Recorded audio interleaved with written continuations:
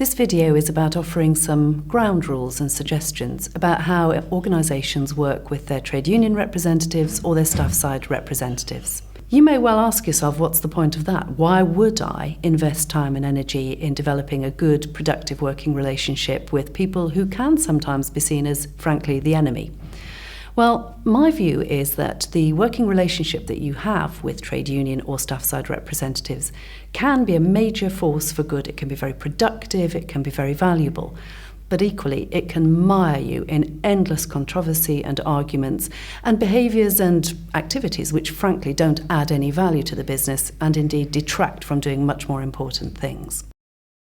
If you're interested in the nature of your relationship, your working relationship with staff side or trade union representatives, I suggest that you ask yourself this as your starting question.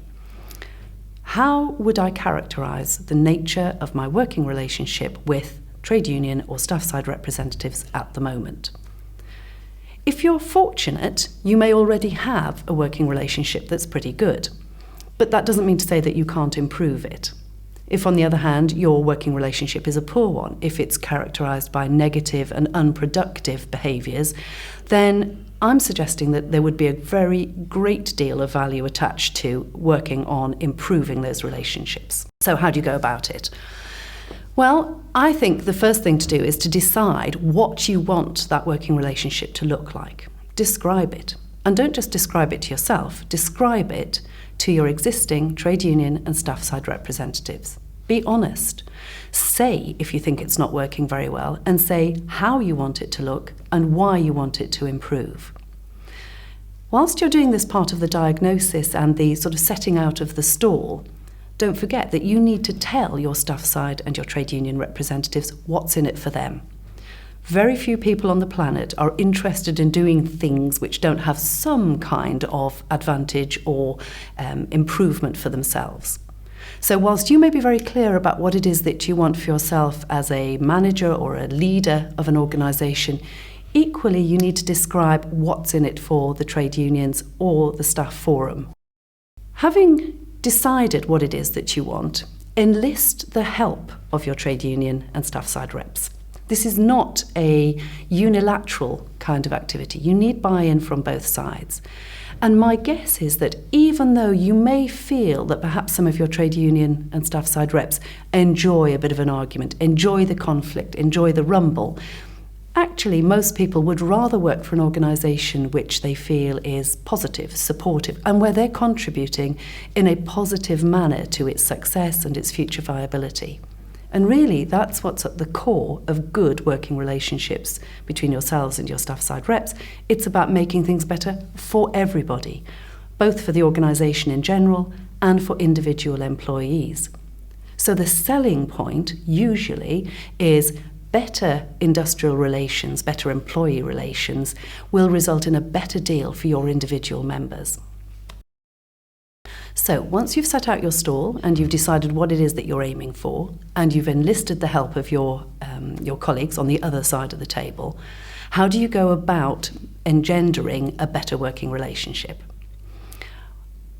One of the key areas is to look at your informal communications. Of course, much of the formal sign-off of changes to working practices, changes to pay and conditions will occur in a very formal setting. But I've never worked in an organisation where much of the brokering and much of the negotiating hasn't been done next to the water cooler, over coffee, in the pub in the evening, wherever you go for your informal meetings. Make sure that any major changes and any ideas that you want to float in the formal setting have first been tested on an informal basis. Almost every group of staff side or trade union representatives will have a couple of key movers and shakers, the decision makers, who are very influential in the rest of the group. Make sure you know who they are and make sure that you talk to them. If you get those key influencers on your side, they will do most of the sales for you.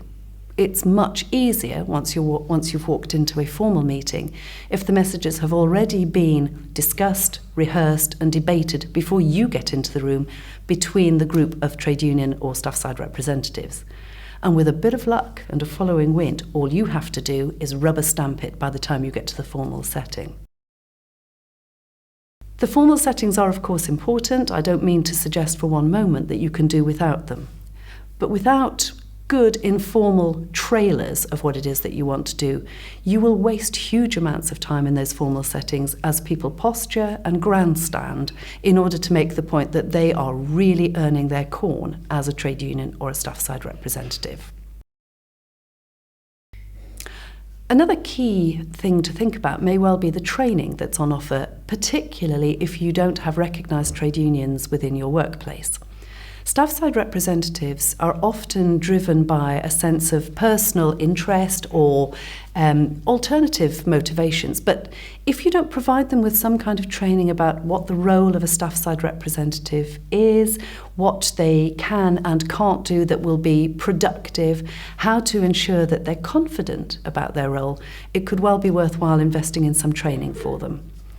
Trade union representatives are well trained. The big unions spend a lot of time and money making sure that their shop stewards know exactly what they're doing and they have the confidence to debate and to negotiate in a way that makes it easier to have a win-win solution for everybody at the end of the day. So, apart from training for staff side representatives, if you have trade union shop stewards within your organisation, it's often worthwhile having a talk to full-time officers, regional officers, who look after the shop stewards in your organisation and checking with them that they understand what is driving you to look for a more productive set of working relationships and what they may be able to offer in terms of the backup and the training that they offer to shop stewards so that your plans can be realised. Once you get going on a programme of improvements, don't forget that you'll be judged on your actions, not your words. It's not enough to talk about what you want to do. You have to be able to offer concrete evidence that you are genuine about wanting to make the changes and that you're prepared to make some compromises often. One of the other key pointers that I would suggest is that very often your staff side representatives or your trade union reps will have some really good ideas. And there is a temptation to sort of almost ignore the fact that it's come from the other side of the table. Well, I've got news for you. Your trade union representatives are human beings too. And if you don't acknowledge good work and positive contributions, then they'll feel peeved, as I would in that position. So make sure that you acknowledge and you give credit where it's due for good ideas, for positive efforts on the part of people who have helped you to achieve your ends. A very small amount of acknowledgement goes a long way. Most human beings are motivated by positive praise and by positive acknowledgements. Make sure that you do offer praise and recognition where it's due. All human beings are motivated by acknowledgement and by praise. And it's a very easy mistake to forget to do that when you're working with people that can sometimes demonstrate quite challenging and confrontational behaviour. But they will respond. And in my experience, the more able you are to positively acknowledge contributions and good work from trade union and staff side representatives, the harder they'll work for you. It's a virtuous circle. To summarise, working with your trade union and your staff side representatives can be a huge force for good. It will make your job easier.